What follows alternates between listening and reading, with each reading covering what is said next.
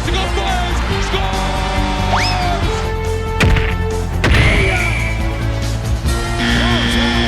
I'm going for white out Canada. And they fake it. Backward spin,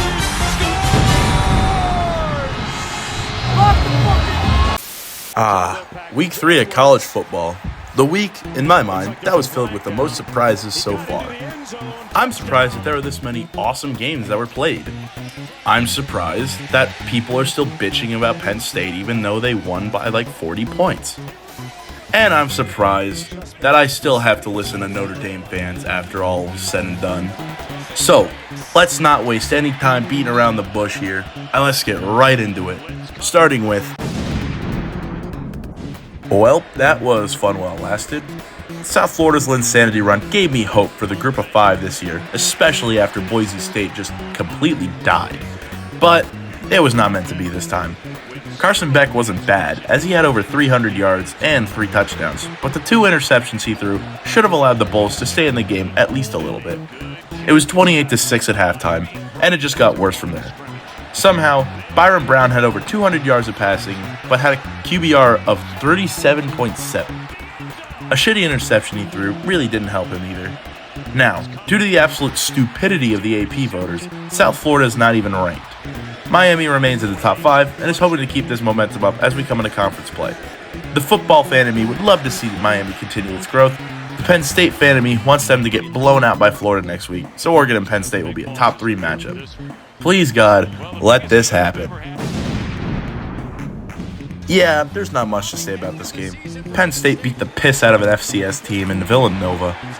The Nittany Lions defense was perfect as ever, allowing 0 points until the last second of the game after an insane one-handed touchdown that was surprisingly the most electric goal line play in the game. Penn State's offense started slow, like always, causing everyone on Twitter to lose their minds about, oh, how this is the end, we're never going to be anything, we suck. It doesn't make sense to me, to be honest. They went out and got their shit together in the second half and laid it on, almost covering the spread. Shout out to the police officer in front of us who said we could storm the field if they covered, and it's an unfortunate event that we didn't. Penn State goes to the bye looking to correct some problems on its offense and get ready for the biggest game in Beaver Stadium since 2016. Maybe ever. I cannot wait. College football rivalries are among the best in the nation, maybe even the world. Nowhere else can I open Twitter and find a video of a West Virginia fan playing Microsoft Flight Simulator and crashing a Boeing 737 into the Cathedral of Learning 9/11 style. This year's edition of the Backyard Brawl started out slow, as it was either missing field goals or just punting. Because, holy shit, both of these offenses look stupid. It took until halfway through the third quarter for things to finally get going. And get going they would. Going down to the last second, it would be Pitt with the 7-point lead. West Virginia would need Nico Marchio to kick it into overdrive. Edwards in the ball game. Marchio caught. Touchdown Barnes. Tie game. We head to OT. West Virginia gets the ball first and proceeds to wear down the tired Pitt defense, scoring on a 1-yard touchdown run. Will Pitt respond? It's 4th and 20. They're going to need something magical here. Holstein overshoots his receiver, and that's it. So next time you might actually want to pass it to someone and not the West Virginia bench. That was the worst throw I've seen since Drew Aller shat the bed versus Notre Dame in the semifinals last year. And Pitt was saying they wanted to play Penn State, huh? Maybe next time, try to beat someone from the Big 12 first. For a team that has so much to lose, Clemson sure does love shitting over all the work they've done. Number 12 Clemson traveled to Atlanta to take on the Yellow Jackets, and of course, this game would become a barn burner. The first quarter started with a turnover on downs, a Clemson fumble, a touchdown for Georgia Tech, and a Clemson missed field goal. Things would calm down in the second quarter, and halftime would see Georgia Tech leading at 13-7. Clemson would come out hot, pushing their way down the field and eventually having a 1st and 10 at the 11-yard line. Will they capitalize? Zone read wants the slant, and it is intercepted. Picked off near side by Omar Daniels. Breaks a tackle. Okay, so it looks like Cade Klubnik doesn't want to win the Heisman, because what the fuck was that? I know you guys played like shit last week, but God damn, pull yourself together. You're lucky that Georgia Tech fumbled the ball and lost 15 yards. But Cade, you gotta do more if you want a chance to win this game. They're trying to pressure Klubnik here. He stands in and delivers to Wesco.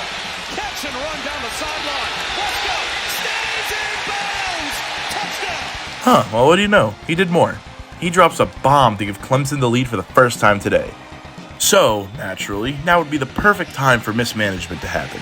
As if you're not going 3 and out, you're going to going on 11-play drive and then fumbling the ball like a dumbass.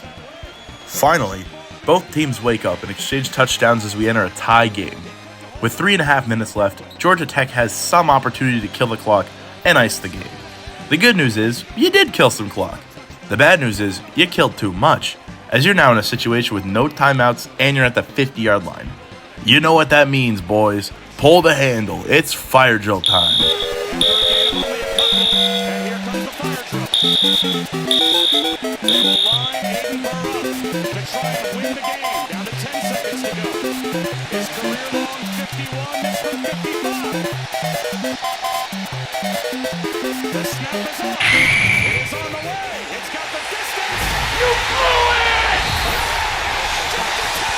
Holy shit. Aiden Burr has ice in his veins. His career long was 52 yards, and he just went out and kicked a 55-yard field goal on a fire drill without lining up. I know a kid who's never going to have to pay for beer again on campus when I see one. And to address the elephant in the room, Clemson, are you shitting me? Do you just enjoy being the laughingstock of the FBS? Yes, Klubnik wasn't perfect, but at some point, you gotta make a play. Luckily for you, you don't play a ranked opponent until week 10, but I don't have much hope for you in the ACC. Just fuck off. You know, maybe I'm not that good with this whole prediction thing. When I said that this week may be the most boring one yet, I must have forgotten about the absolute slugfest we got at good old Rocky Top, Tennessee. In the entire game, there were only 4 punts. God, if only every game was like this one. Tennessee started hot, going up 21-7 before Georgia could pull the reins back in and get it to be a more respectable 21-17 at halftime. After the break, it was just full-on pandemonium. Touchdowns and field goals and fucking the ball, oh my. When it was all said and done, Georgia would tie the game on a 2-point conversion with 4 minutes to go. But Tennessee has had it. Georgia to them is Ohio State to Penn State, and the Bulls have had enough of their shit.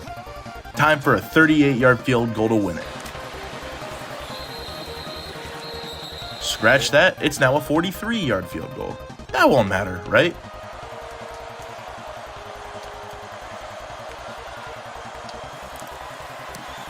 Drives it. It's fading. And he missed it. Wide to You know, after all the long field goals that were made over the past couple of weeks, I really thought you would have made this one. I guess he must have gotten distracted by a 45-year-old grown man barking at him in the parking lot or something. Well, off to overtime we go. Tennessee gets the ball first and is forced to take 3 because Joey Aguilar can't seem to complete a pass.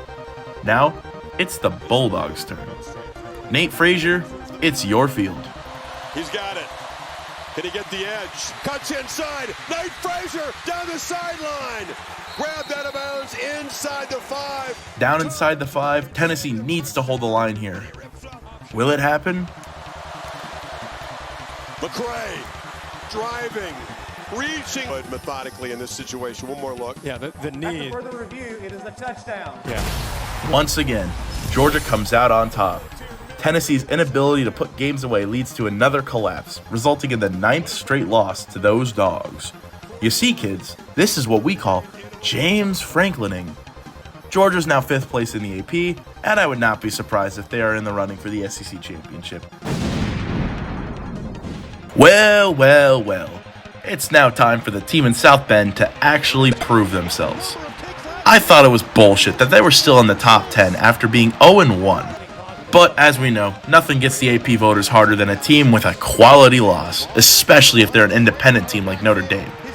The Aggies were looking to play spoiler though, and as the game started off in South Bend, we were treated to the punt zone for the first couple of drives, with Notre Dame getting 7 off a block punt because, Texas A&M never figured out this whole special teams thing.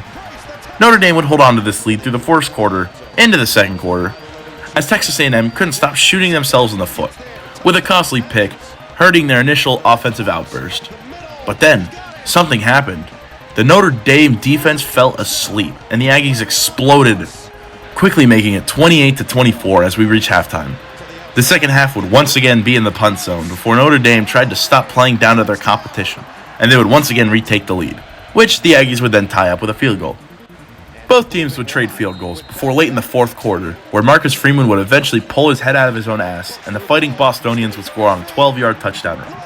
Now they're up by 7. Box now. Buckner has to pick it up. The quarterback with some time. No look and incomplete. Never mind, I guess they're up by 6. Hope that doesn't come back to bite you in the ass. Sometimes foreshadowing is relatively obvious. But the Irish fans don't care. What do you think a lowly program like Texas A&M could hold on to our dominance? Although, don't look now, they just gave up a 34-yard pass, and things are getting dangerously close to the end zone. Luckily for the folks at South Bend, Texas A&M was reminded that their head coach is Mike Elko, and they take a litany of penalties. When it's all said and done, it's 4th and 11 with the goal line to go.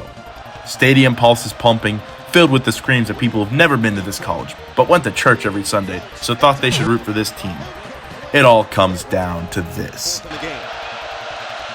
Reed, rush comes. Reed pumps, fires. It's caught. Nate Boerkircher brings it in.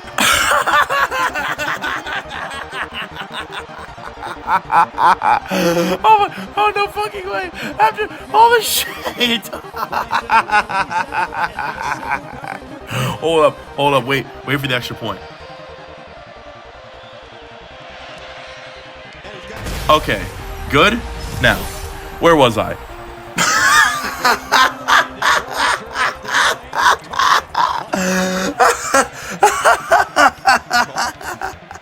Jeremiah Love couldn't save you for this shit.